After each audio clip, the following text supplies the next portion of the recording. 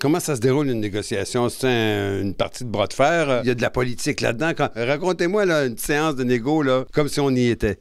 À l'époque, en 97, on a repris les conventions collectives. Avant ça, c'était des décrets.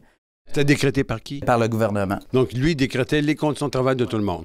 Ben, en fait, il y avait négociation, mais au final, c'était le gouvernement qui décidait qu'est-ce qui allait être applicable ou non dans les conventions collectives. Et habituellement, ça faisait l'affaire de tout le monde, ça?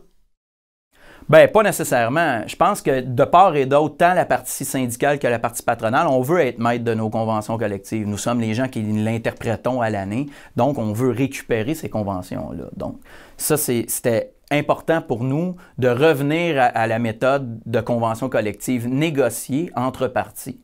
Depuis 1997, comme je disais, c'est souvent été des demandes plutôt syndicales qui ont été déposées.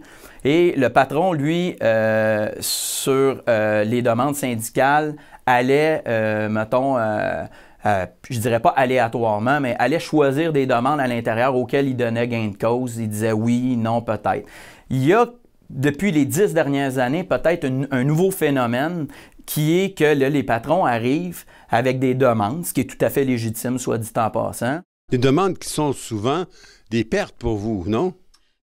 Bien, en fait, oui, si on considère dans le fait qu'on a été chercher des acquis pendant les 20-25 dernières années, on a bâti une convention collective. Aujourd'hui, on arrive avec un patron qui a des demandes et puis que là, lui, bien, nécessairement, il trouve son compte parce qu'il peut échanger des choses et se dire, bon, bien, si, disons, vous voulez du monétaire, moi, en contrepartie, j'aimerais récupérer telle demande pour me donner de la latitude. Il se donne donc un rapport de force, là. Évidemment, il se donne un rapport de force. Puis comme je disais au départ, c'est légitime d'avoir des demandes puis d'arriver dans une négociation win-win. Mais là où c'est plus difficile, c'est peut-être dans le nombre de demandes puis dans l'envergure de la demande comme telle qui va faire en sorte que ça va fonctionner ou pas. Vous m'ouvrez la porte, Patrick. L'envergure des demandes patronales pour la négociation 2017, si on la compare à vos demandes, à vous, à l'Alliance syndicale, il y a une grande différence? Oui, il y a une grande différence.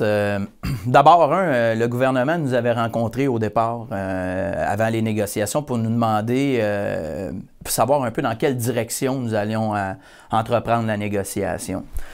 De toute évidence, on sait que depuis 2013 à aujourd'hui, l'industrie de la construction s'est vue économiquement malheureusement chuter. Ça veut dire que les heures enregistrées au niveau de la Commission de la construction du Québec ont littéralement chuté. Il y a moins de travail pour les hommes et les femmes de l'industrie, puis pour les entrepreneurs par le fait même. Ça fait que c'est sûr et certain qu'ayant chuté le nombre d'heures, il faut être responsable dans la façon d'amener la négociation, c'est-à-dire qu'il faut comprendre aussi que si l'économie est vacillante, bien, il ne faut nécessairement pas arriver avec des demandes extravagantes puis de l'ordre d'une panoplie de demandes avec une liste d'épicerie, tiens, si je peux me permettre l'expression.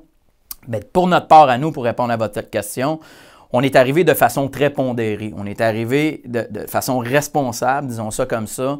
On a entrepris la négociation avec plus ou moins une quinzaine de demandes, alors que nos vis-à-vis, au niveau des deux secteurs, là je vais parler pour le secteur institutionnel, commercial, industriel, on a plus de 50 demandes. Là. Comparativement à 15 demandes de votre côté? Environ une quinzaine. Il y a comme un manque à gagner, là.